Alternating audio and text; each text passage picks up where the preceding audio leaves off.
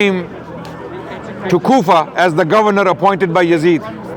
Okay, he came and he had less than 20 people with him. Yeah, don't get the brother in the footage. Okay, yeah. Sorry, inshallah. Assalamu alaikum. Ubaidullah bin Ziyad was sent with less than 20 people to Kufa, but when he went to the city, he basically threatened the people with consequences, and he also gave money to certain people to sell their souls to him. So the people of Kufa, who initially invited Hussein radiallahu anh to come and be with them, support them or help them for whatever reason, whatever the theories are. There are multiple theories as to why Hussein radiallahu anh was going to Kufa. Multiple theories. One theory is that he was going to launch his rebellion against Yazid. The other theory is he was going to take the bay'ah from the people of Kufa so that he can be the next Khalifa, not Yazid, because he did not accept Yazid as a legitimate successor of Muawiya radiallahu anh. Okay, while Hussein radiallahu anh kept quiet for 20 years of Muawiya's reign. Why? And we believe Hussein was a lion of Allah. He was a lion, he was Asadullah. He was the son of Haidar. Ali bin Abi Talib radiallahu anh, he was a man, he was Rajul. He was not a coward or a mouse who could be bullied and kicked around. No. Allahu Akbar. And he kept quiet for 20 years. Why? Because he knew his brother Hassan had given bay'ah to Muawiya and had given power to him, had appointed him as the Khalifatullah. He stepped down, Hassan radiallahu anh stepped down and then put Muawiya on the minbar and gave bay'ah to him. This is clearly stated in the Shia sources and the Sunni sources. In Rijalul Kashi, there's a Shia book called Rijalul Kashi. There are reports that Hassan radiallahu anh gave bay'ah to Muawiya, and then he said to Hussein, give bay'ah. Hussein gave bay'ah. And then their general called Qais bin Sa'ad bin Ubadah, he was reluctant. Hussein turned to him and he said to him, Innahu imami. My brother Hassan is my imam. So therefore I follow him and you follow him too, because he is our imam. And our imam has chosen Muawiya to be the Khalifa. So we gave bay'ah to him. So when they gave bay'ah, they were not a bunch of hypocrites and munafiqs, that they had hatred inside their hearts, just as some Shias claim, and they just did taqiyya. This was taqiyya. This was just hiding their real beliefs, but they hated Muawiya inside their hearts, and in spite or despite that hatred, they put him on the minbar, or they put him on the masnad of Khilafah. This does not make sense. How can you? Okay, my question is, why did Hussein radiallahu anh come out to fight Yazid and not fight Muawiya? Because he did not see them to be the same. He knew Muawiya is a different person and Yazid is a different person. He accepts Muawiya as his Amir, gives bay'ah to him, accepts him as Amirul Mu'mineen, Khalifatullah or Khalifatul Rasul, puts him on the minbar and goes away to Medina. Hassan and Hussein, Hassanain radiallahu anhuma, both of them lived in Medina. Okay, now why is it that the same Hussein radiallahu anh, when Muawiya dies, he leaves? He does not want to give bay'ah to Yazid, but he willingly gave bay'ah to Muawiya. Clearly, both these individuals were different in the eyes of Hassan and Hussein both. Okay? And when people claim that Muawiya poisoned Hassan, if Hussein believed Muawiya was the one who poisoned Hassan, he would have fought him. He was a lion of Allah. We don't believe he was a coward. He was not a coward. He would have stood up just like he stood up against Yazid. Very simple. What is my evidence? My evidence is his actions against Yazid. He did not accept him as to be the Imam. He said, no, Yazid is not my Imam. I'm not giving bay'ah to him. So he leaves Mecca for Kufa. Why? Because people of Kufa are inviting him. They write letters to him that we are with you.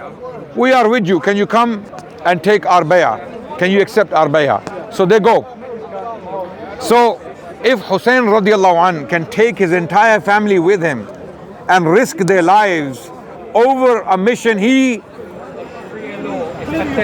thinks is valid and justified, then why did he not fight against Muawiya for those 20 years? He kept quiet.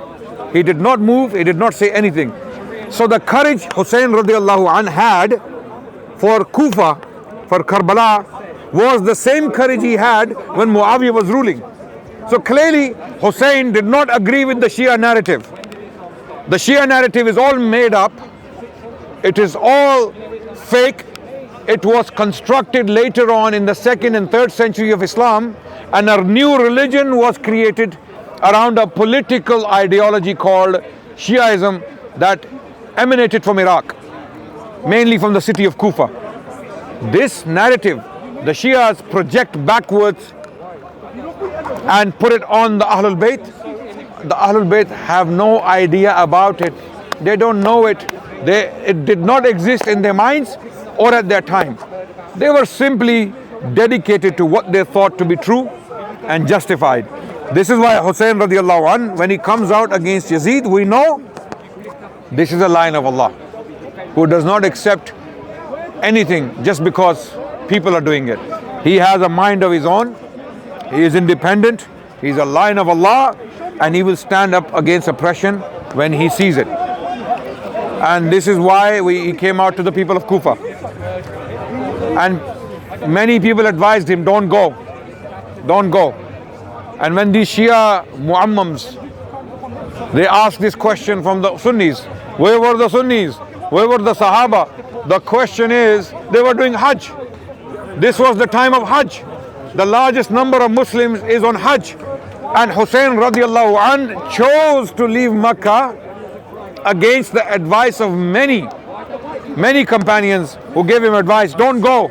Don't go. These people will betray you. They will leave you in the middle of the road. They will leave your hand. They will disown you completely when they are threatened or when they are given bribes. And wallahi, what happens? We are told that Muslim bin Aqil radiallahu anh, his cousin, was sent to go and check out the situation. The reports go that he went to the city of Kufa. Close to 100,000 people gave bay'ah to Muslim bin Aqil for Hussein. They said, you are the face of Hussein to us. You represent Hussein today in Kufa. We give bay'ah to you. 100,000. What happens? He writes a letter to Hussein that things are fine, everything is stable, these people are with us, come. And then Hussein radiallahu anh starts to make his way to Kufa. And then on the way to Kufa, he meets a caravan of people. And then he asks them, how are the conditions? They tell him, don't go to Kufa, turn around, don't go. And some reports, authentic reports, tell us that Hussein decided to turn around, and instead of going to Kufa, he started to make his way towards Damascus, going straight to Yazid, to go and confront him head on, face to face. What was in his mind? Why was he making his way to Damascus? We have no idea, we can only assume. But then the next thing we see in authentic reports is that Hussein radiallahu anh has been killed by the people of Kufa. Now, what happened? What happened? He's not filming you. He's not filming you. What happened? What happened was, when the people of Kufa had already agreed to accept Hussein as their leader, and they had given their bay'ah to Muslim bin Aqil, and Muslim bin Aqil had written a letter to Hussein to come and take care of the situation. In this time, between this time and when Hussein started to make his way towards Kufa, things changed, because Yazid removed the governor of Iraq and exchanged him with a criminal called Ubaidullah bin Ziyad. A criminal, we call him a criminal, mujrim. He comes, and as soon as he enters Kufa, He tells the people of Kufa, and he came with less than 20 people. How many? Less than 20. Some reports say 18 people. If the people of Kufa, 100,000 of them stood in one place and they urinated, if they urinated, 100,000 Kufans, if they urinated, these 18 people would have been. Yeah, this is a figure of speech. I am not saying that maybe urine of 100,000 people. I don't know how many liters that would be. Yeah. If you there would be a flood. Yeah. So these cowards, these munafiqeen, these liars, they betrayed Hussein. Immediately they got scared. Immediately. And this is not the profile of the Sahaba. Who are the Sahaba? All the Shia talk about, where were the Sahaba? Where were the Sahaba? You're talking about the Sahaba? The Sahaba are the ones who fought the Persians and the Romans. They fought the Persians and the Romans in the battle of Qadisiyah. These same Sahaba, 12,000 of them, they fought 150,000 Persians. You're talking about them? You're talking about the Sahaba who fought the battle of Yarmouk, 40,000 against 240,000 Romans, according to reports. I know the numbers are probably exaggerated, right? But they were definitely outnumbered. The Sahaba were always outnumbered when they fought the Romans and the Persians. You're talking about them? If they were there, a scratch, a stone, or a stick would not have touched the body of Hussein and his family. Never. It were the people of Kufa, the munafiqeen, the liars, who always betrayed Ali and betrayed Hassan, and now they betrayed Hussein. Okay, so they took money from Ubaidullah bin Ziyad, and some got threatened into this. And then Umar bin Saad, who was the son of one of the companions, who was an unfortunate character, who is no hero to us because of his actions, he was forced by Ubaidullah bin Ziyad. He was threatened with his life and his family's life that if you don't lead this army against Hussein, we will do this and this. We say he should have told Ubaidullah bin Ziyad, kill me and my family. I will not fight Hussein. It's like fighting the Prophet sallallahu alaihi wasallam. Hussein is the living sign or the living legacy of Rasulullah sallallahu alaihi wasallam, right? Because he is the blood of the Prophet sallallahu alaihi wasallam. So Hussein, he should have said, Umar bin Saad should have said to Ubaidullah bin Ziyad, I am not fighting, kill me. But he was a coward, and he ended up leading the army of Kufa, 5,000 Shia to Ali. These Kufans, they called themselves Shia to Ali. They are the ones who went out and they fought Hussein and killed him, killed his entire family, to the extent that only few women and few children were left alive. One of them was Imam As-Sajjad, Imam Zainul Abidin, Imam Ali bin Hussein. Okay, now I'm finishing. I will have no time. I'm finishing, and then you can. So the conclusion is, my brother, this entire Shia story around the battle of Karbala and the blaming of the Sahaba, the blaming of the Sunni Islam, okay, is actually propaganda. It's actually a false story. These are all lies. I believe if the Sahaba were present there, okay, they would never allow in their numbers, if they had 50 or 100 people with them, the Sahaba, they would never allow the body of Hussein to be touched. They would never allow that. But because they were not there, and the people of Kufa came out and they killed him. And then this is why the Shia, to this day, they don't know where the grave of Hussein is. They don't know. They don't even know where the grave of Ali is, radiallahu anhu. No, they don't know. And the point is, what happened to them? Fine, we are the enemies of Ahlul Bayt, a'udhu billah. You claim, the Shia claim that we are the enemies. Okay, you are the lovers of Ahlul Bayt. What did you do with the bodies? Where we have all the bodies in Al-Baqi. Fatima is there, radiallahu anha. Hassan is there, radiallahu anhu. Usman is there. Okay, Ummahatul Mu'mineen are there. We know where they are. Where is Ali, radiallahu anhu? Where is Hussein? Where are the bodies? What did you do with them? So this whole story, wallahi, it is so disturbing. And then what happens? They create this false narrative around this incident, that we are the ones who are crying for them. Look at us. The people of Kufa were the first people to do this. Yeah, you know what I'm talking about. Yeah, yeah. This is there, and later on, knives and chains and everything came out. Right? They are the first people, but they're the ones who killed the Ahlul Bayt. They're the ones who betrayed Ali. They're the ones who betrayed Hassan. They're the ones who betrayed Hussein and killed him. And this tradition, it comes from the Kufans. It's got nothing to do with Ali. None of the Ahlul Bayt are known to have done this or commanded this. So why are the Shia around the world doing this? You're going to see now, today is the 8th of Muharram. In 2 days, you're going to see the whole world, from Lebanon to India to Pakistan to Iraq to Syria, wherever they are, even in Yemen, they will be. This is the sunnah of the Ahlul Kufa. This is not the sunnah of Hussein. This is not the sunnah of Hassan. This is not the sunnah of Ali. So this is an irrational religion. This is an irrational, emotional religion.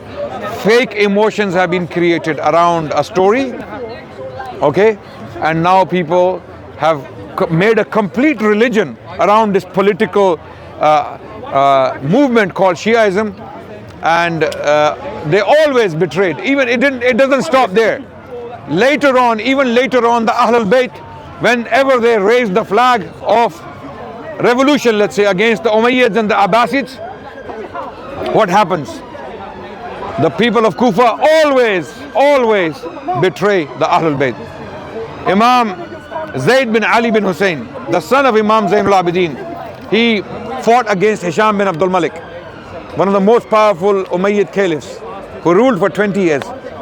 The people of Kufa betrayed him in the battlefield. They left him. Nafs Zakiya, another descendant of Hassan, Imam Hassan, one of the great grandsons of Imam Hassan radiallahu anh, he fought against Al-Mansur, the Abbasid caliph.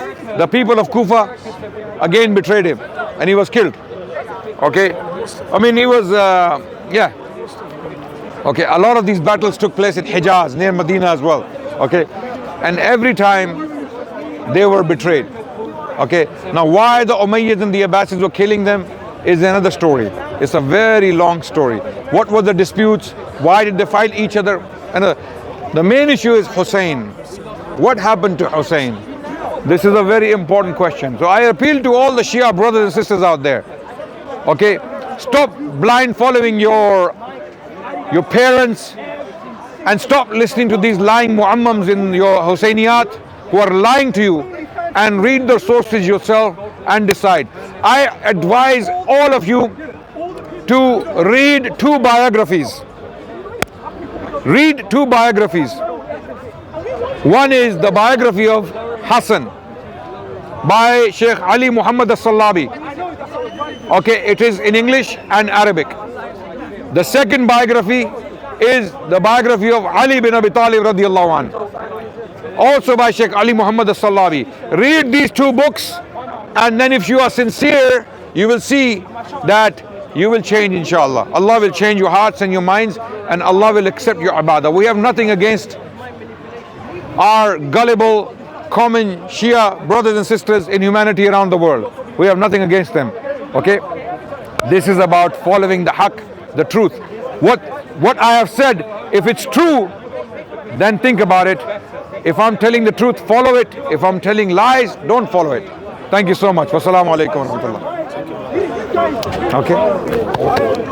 मेरा खास पुत्र है चलो आज और खास हो गया सब खास है आज पता लग गया ना अल्हम्दुलिल्लाह नहीं पता थी no alhamdulillah he's a good boy माशाल्लाह who's Mike's